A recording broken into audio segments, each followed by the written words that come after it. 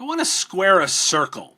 I've been thinking a lot about private equity. As we bemoan the roll-ups that happen on the software side, entrepreneurs are looking for places to sell their businesses. So I talked to an expert who's written a book. Brendan Ballou joins me, the author of Plunder, Private Equity's Plan to Pillage America, on this bonus episode of The Business of Tech.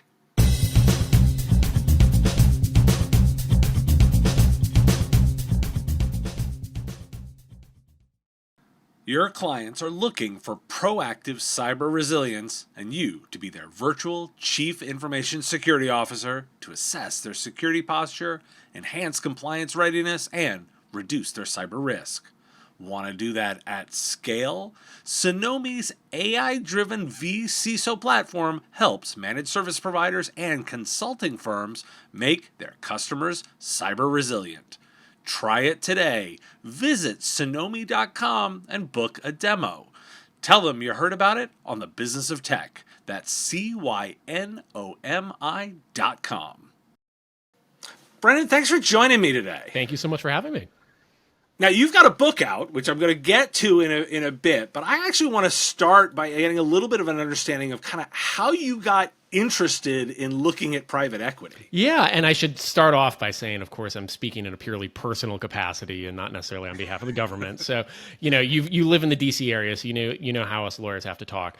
Of course. So, I got interested in this because I worked in the Antitrust division of the Justice Department, and when one company needs to buy another, if it's big enough, they have to file some forms with DOJ and the Federal Trade Commission. And this was in 2020, and I was looking at these forms that were coming in, and they were all these companies were getting bought by firms that I had never heard of, Blackstone and Carlyle, KKR, and so forth.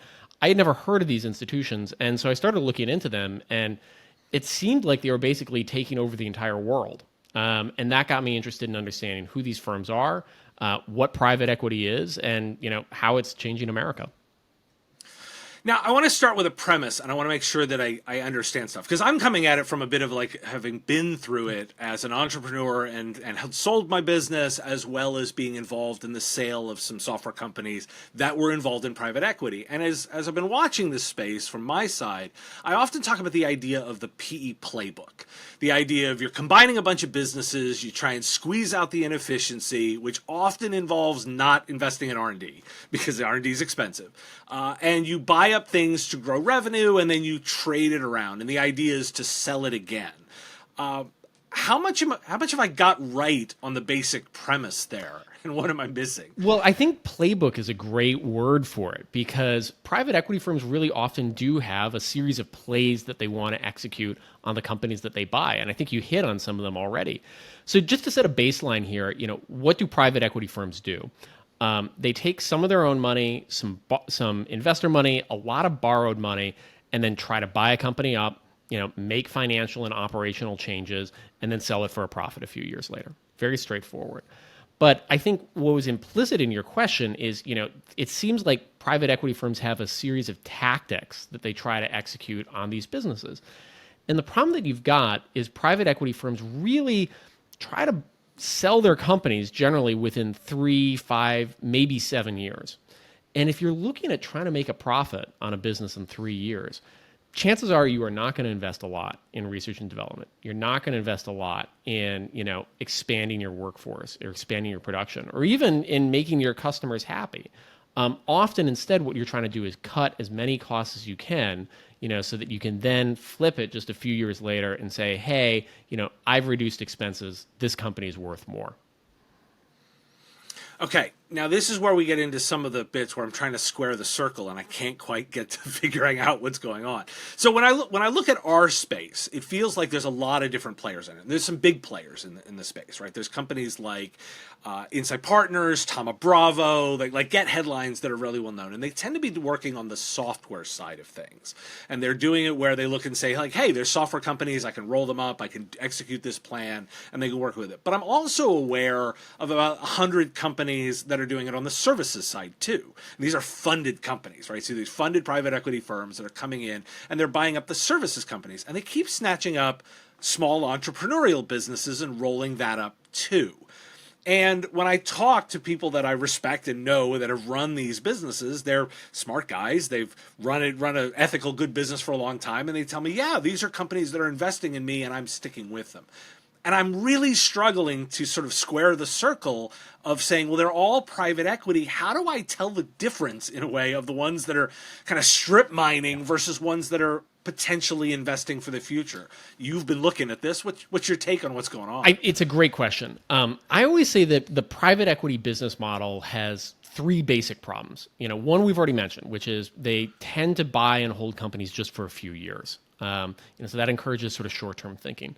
Another is that they tend to put a lot of debt on the companies in order to buy them, and they tend to extract a lot of fees, things like that are called like transaction fees, management fees, dividend recapitalizations, and so forth.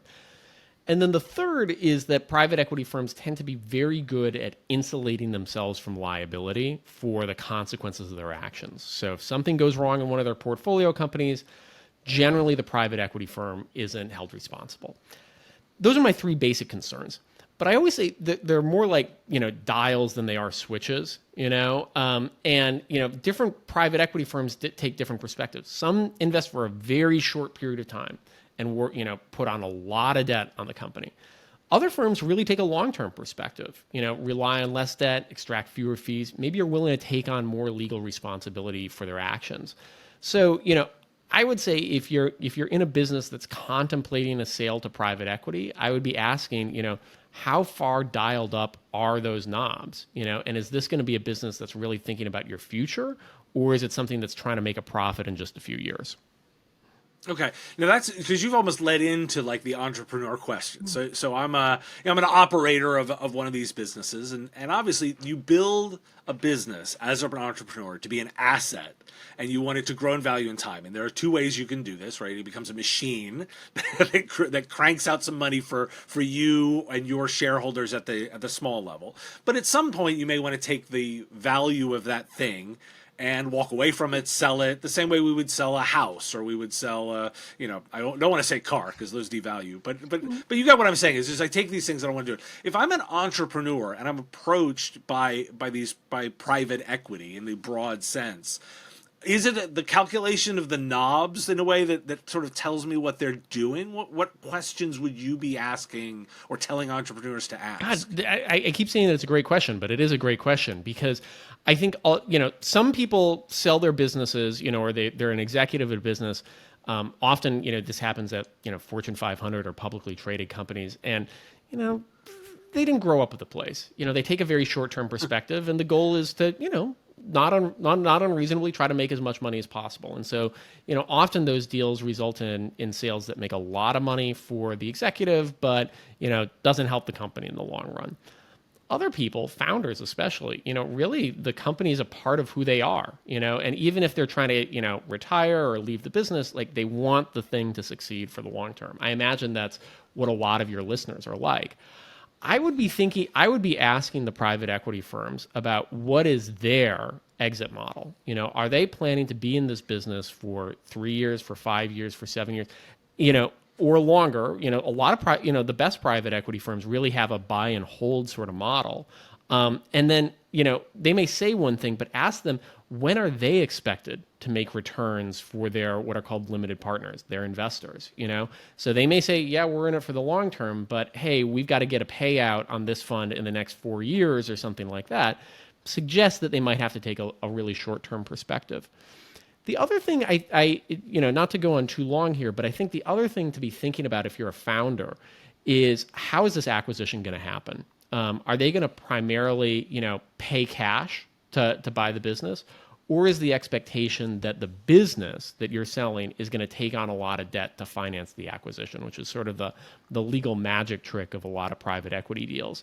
And if you care about the business, that you can only place so much debt on the business before it starts to be a drag. Before you're paying money on the interest rather than hiring new employees, rather than building a new office or investing in R&D.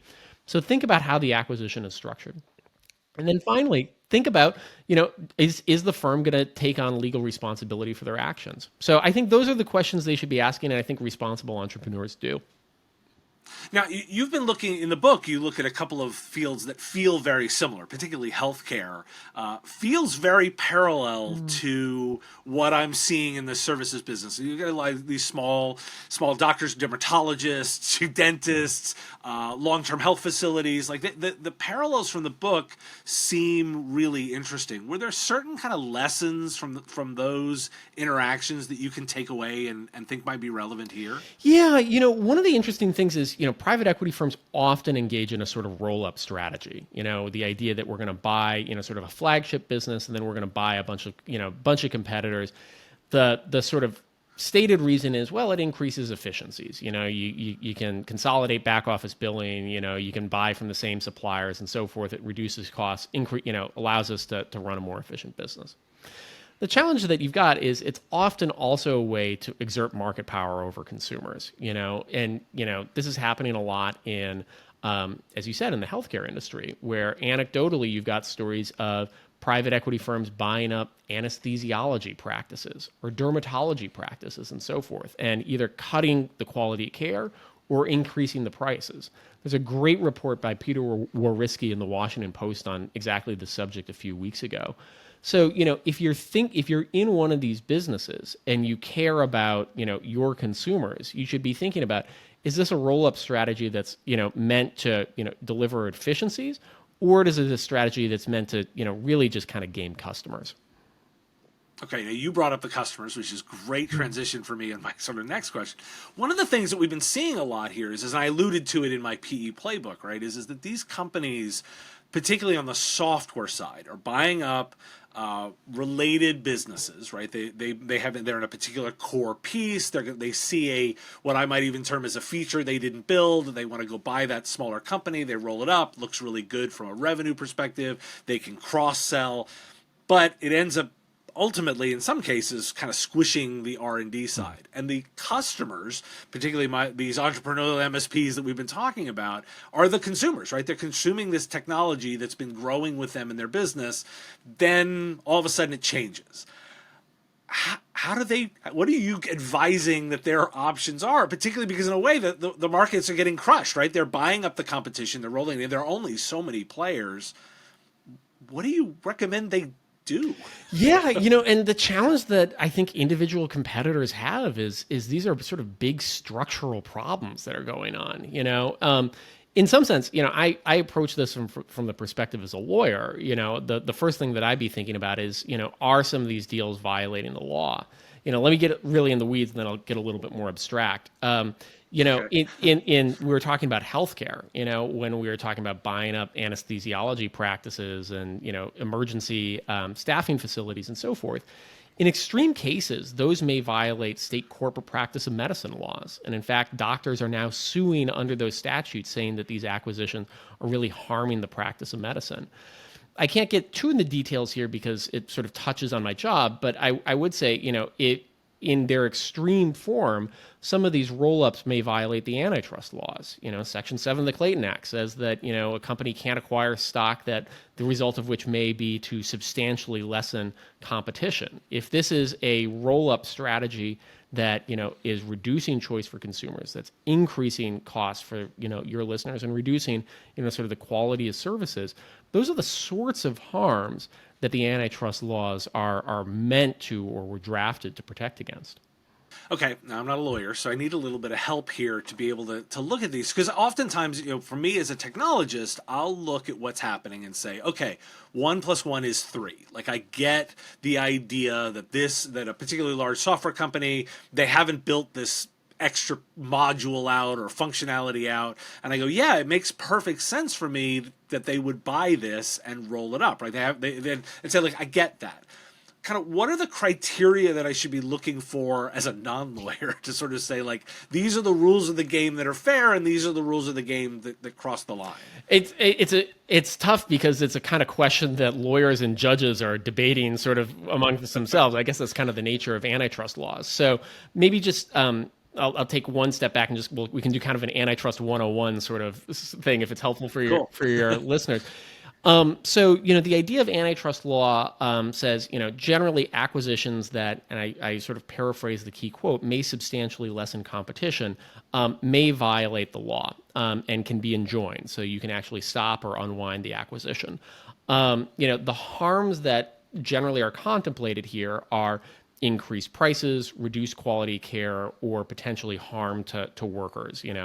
If now the workers are going to get paid way less, and all the money is going to filter up to the executives. I think if you are sort of an operator in these businesses, the things to be thinking about are: is this a horizontal acquisition where a bunch of businesses are getting bought up in the same field, and the result of which is increases in prices? Those are the sorts of things that the antitrust laws are meant to stop. It's the kind of thing that private litigants pursue. It's also the kind of thing that state attorneys general, the FTC, and the DOJ can sometimes act on. The one last thing to think about is there's a really niche law, but it might actually be really relevant to your listeners. It's Section 8 of the Clayton Act prohibits what's called interlocking directorates. So if you're on the board of one company, you can't be on the board of a competing company.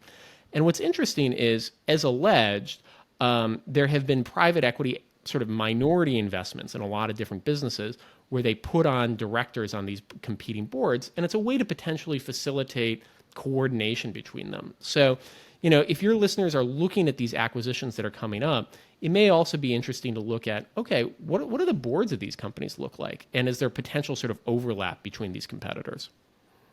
Okay.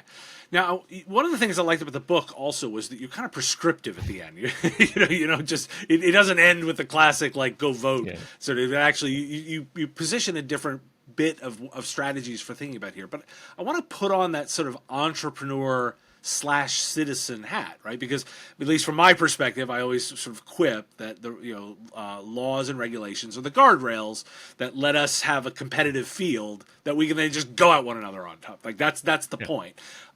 As a citizen, though, I want fair rules so that I can play, particularly as a small entrepreneur. What advice would you, or direction of kind of the prescriptive direction that you give, would you say, hey, entrepreneurs that are thinking as citizens, focus here? So it's great that you're asking about that, because there's a lot that needs to be done and there's a lot that can be done. Going back to the original problems that we were talking about, private equity firms investing for the short term, reliance on debt and fees, and insulation from liability. There are things that sort of the institutions that you would think about can act on. Congress could take action here. But there's a lot of other levers of power. The Securities and Exchange Commission, the Treasury Department, Federal Reserve can act on the federal level. States and localities can ban some of these abusive tactics if they want to. Private litigants can take action here too. So there's a lot of different ways that people can be active. And I agree that the sort of like go vote or write your congressperson is often insufficient. I think if people are really interested in these issues, there are a number of organizations that are really invested in this stuff and working on it long term. So it might just be useful to just sort of get on their listserv and learn what they're doing. So I'll shout out a few. Americans for Financial Reform, the American Economic Liberties Project, and the Private Equity Stakeholders Project are just three. They might be doing the kind of work that would interest your listeners. Gotcha. Well, Brendan, this has been super interesting to listen to. The book is called Plunder, Private Equity's Plan to Pillage America, and I cannot recommend it enough, particularly for those of us that are looking at this space and trying to understand where all the money's going. I'm going to sort of give the last kind of question there as I think about this. Like, what do you think about, as you've been thinking about this, about the financial incentive that makes the most sense that would sort of shift this dynamic? I think the fundamental, if I had to reduce it to one problem, it's that private equity firms get all the upside when things go well, but can walk away legally when things go badly. And it's a classic sort of principal agent problem. And it's, a thing that we created in the law. If we can fix that, if we can make private equity firms responsible for their actions, I think that they can actually be made a very productive part of our financial system and our economy. We just need to get there. Well, that's a super positive note to end on. Brendan, thanks for your time today. Thank you so much. Do you like getting paid? Then make it easy for your customers with Gazinta Payments. Do you teach your customers not to click on links from strange domain names like mymsp.monkeypayments.com or slowbooks.com? Gazinta Payments uses your branding and domain name. No redirects, no confusion. Gazinta Mobius is trusted by over 1,000 MSPs to sync financial data. Their new product, Gazinta Payments, is built with the same care and empathy to make the payment process easy for your customers. Gazinta is a family-owned business dedicated to making software suck less every day. Go to gozynta.com/payments to learn more or get started. Thanks for your time and attention. Time is a finite resource, and I really value you giving me some of yours. If you like this video, you can let me know with a like of the video, and even more valuable, hitting the subscription button. My content is all free, and I use metrics like subscriptions to pay the bills, so it has real value. The content here is produced under ethics guidelines posted at businessof.tech. If you're interested in more content like this, you can get access to content early via our Patreon at patreon.com/MSPradio. It's our give what you want model where you set the value of what you think the content is worth. If you like this podcast, you can catch it daily as the 5-minute news and commentary show, The Business of Tech, available on all your favorite podcatchers with links at businessof.tech. Just hit that big blue button to subscribe. Again, thank you for taking time out of your day to listen, and I really value the interaction. If you want to say something in the comments, I do respond and watch all that, and I look forward to talking to you next time.